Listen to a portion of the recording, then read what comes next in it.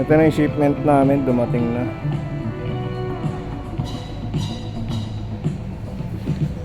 So, ayan na yung last shipment na matatanggap ko. Dito na rin tayo sa Kiran. Nakikita nyo mukhang bagong gising dahil nakatulog ako sa bus dahil sa layo ng biyahe. Ay nako, 40 piso lang.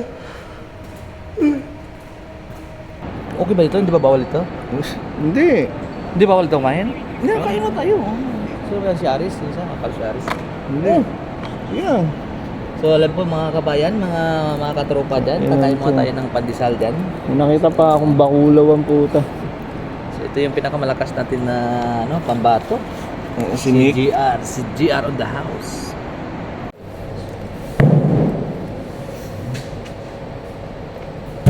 Ilang box ba yan, pre? 19. 19? Ilan pa lang ba? 4? Oo. 5? 5.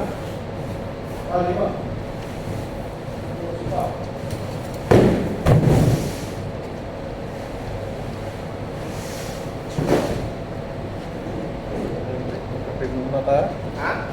Magkape muna.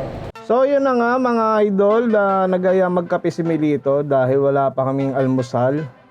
Kaya pagkatapos namin kumain at uminom ng kape, ayan na, binakbakan na namin agad ang shipment namin. So total of 18 boxes ang na-receive namin at lahat puro sapatos. At may mga complete size tayo dyan. Pero buti na nga lang wala yung mga apparel, accessories, cups, socks. So kaya yan, minamadali na rin namin dahil ise-segregate namin at i-scan pa namin yan mamaya. So kailangan mabuksan lahat ng box.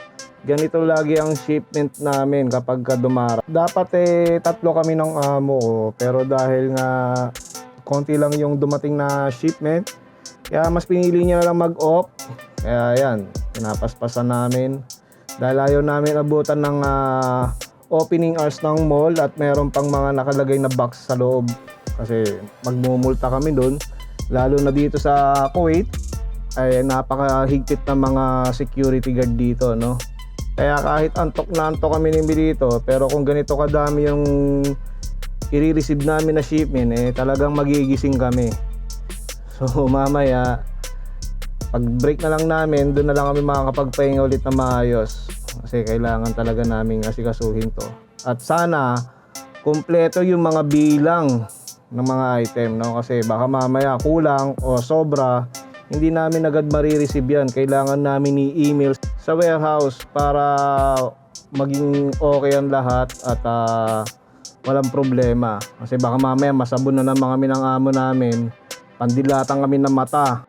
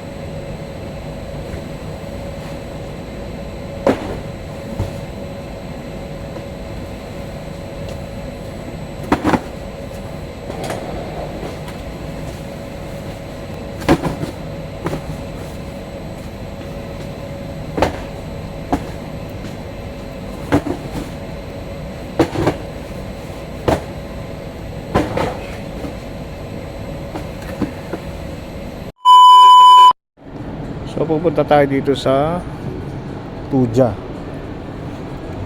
Yan, sa Tuja na yan, maraming laruan dyan na mura, mga Batman.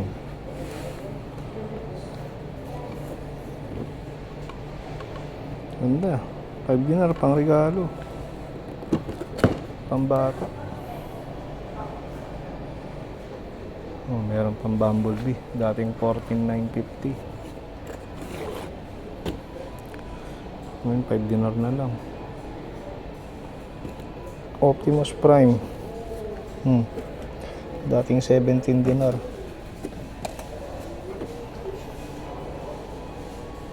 Ngayon 6KD na lang. Hot Wheels, oh.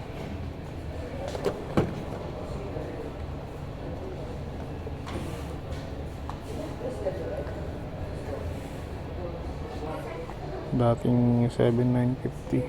3KD na lang.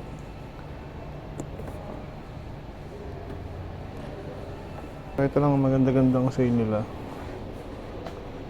Tagpa 5 dinar. Not bad na para pang regalo sa mga anak nyo, mga bata. Ayan o, kamukha ni Manoy. Kamukha ni Manoy. Ah. Vulgar. Ganda rin tignan eh, no? Pan-display, no? Kaya nga eh. Ito lang yung 10KD. Tapos, the rest, dito sa 7KD na lang siya. Dati siyang 15KD, 17. 7 na. Kasi yung sombrero, 5KD na lang. Ha? Vince Carter. Kala ko nga kanina si Charles Barkley. 5KD na lang po, dati yung boss. Bata. Mga candy, oh.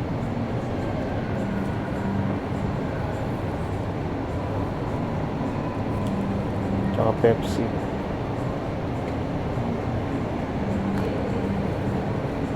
Ganun ang passion dito.